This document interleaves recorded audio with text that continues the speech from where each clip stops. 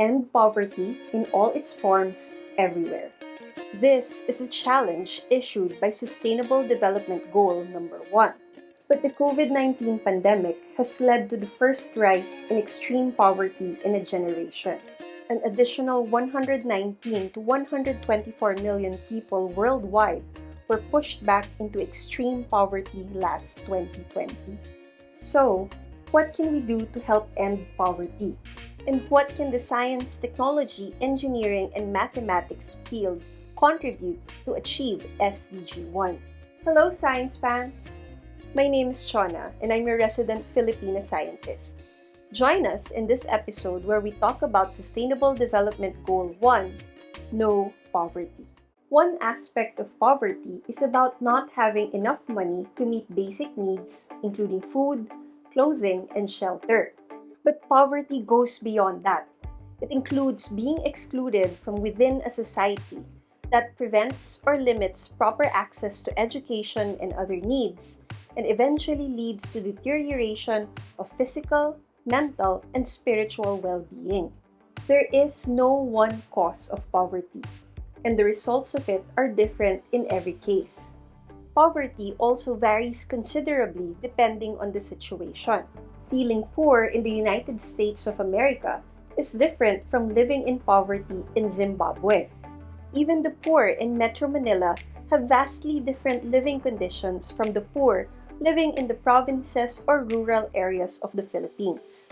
And despite its many definitions and how complex a societal issue it is, one thing about poverty is clear. We all pay the price for poverty. The increased cost on the health system, the justice system, and other systems that provide supports to those living in poverty has an impact on our economy.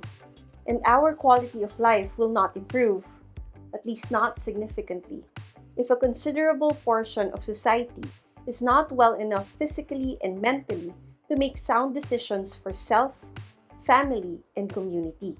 And so, at its core, SDG-1 challenges us that by 2030, no one should be living on less than $1.25 a day. $1.25 is the international line that defines extreme poverty, and it is roughly converted to just above 60 pesos a day. Globally, this standard means that a person who earns like this should have just about enough to live with a little bit of dignity. And beyond this, it also aims to reduce, at least by half, the proportion of men, women, and children living in poverty in all its dimensions based on national definitions. According to the Philippine Statistics Authority, the poverty threshold in the Philippines is at about 10,481 pesos per month per family. And between 15.5 to 17.5% of the more than 109 million Filipinos are living below this threshold, according to the National Economic and Development Authority. And so, to assist in improving the quality of life of the poor and the vulnerable, SDG-1 challenges countries to implement nationally appropriate social protection systems. And these includes a social protection floor, which is basically a set of nationally driven policies to guarantee income security and universal access to essential, affordable social services. An example of this in the Philippines is the Pantawid Pamilyang Pilipino program, or 4Ps, that provides conditional cash grants to the poorest of the poor to improve the health, nutrition, and the education of children ages 0 to 18. We also have the PhilHealth Initiative, which implements the National Health Insurance Program that aims to provide Filipinos with financial assistance and access to affordable health care. The Philippines has more of these kinds of programs, but they will have to be further improved and expanded to meet the challenges of the Sustainable Development Goals.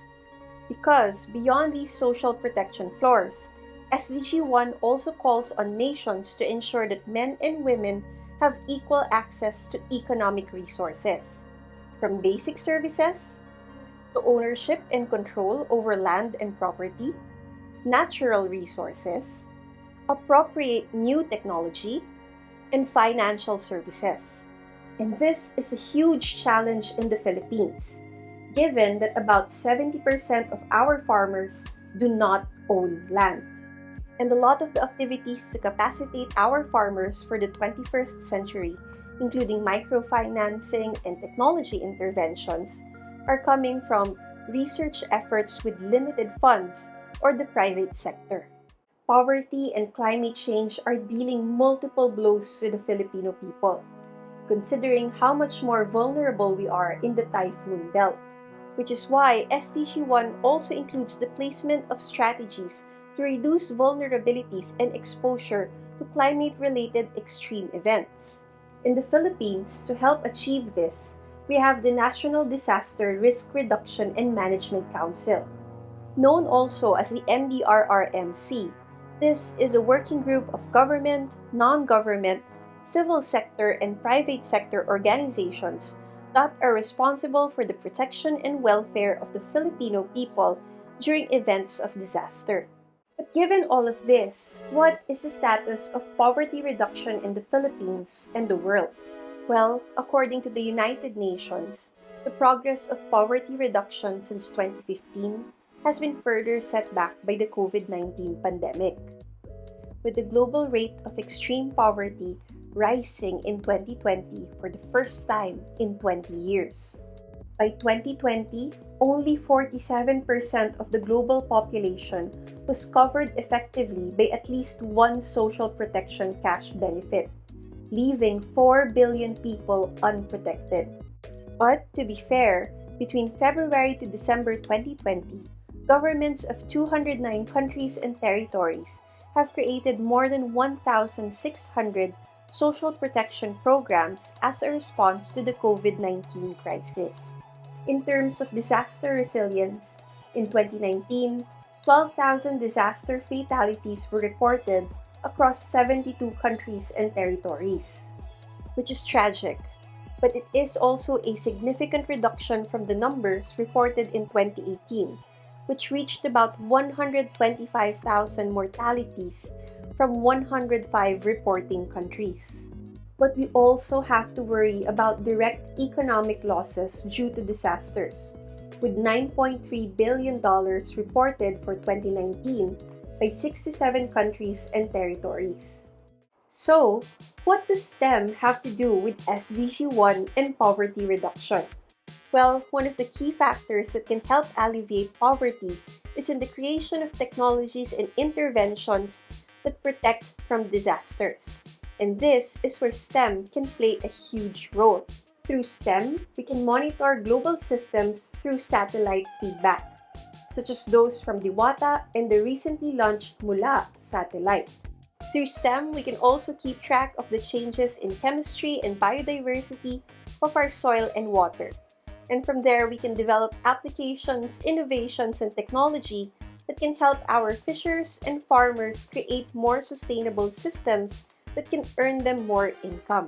And through a scientific approach, we can help shape policies that take into consideration existing observations on human behavior and environmental events. Science has spoken, and science will continue to speak. And for us to achieve the Sustainable Development Goals, we must try and listen. But what do you think? What scientific innovations are needed in order to help achieve SDG-1? How can scientists collaborate with other sectors of society in order to help eradicate poverty? I would love to hear your thoughts and ideas in the comments section below. And to keep updated with the latest content from SHE-ensya, please follow us on Facebook and on Instagram. Follow me also on IG at shona.abeledo. Thank you very much for joining us in this sustainability episode, and I hope to see you around.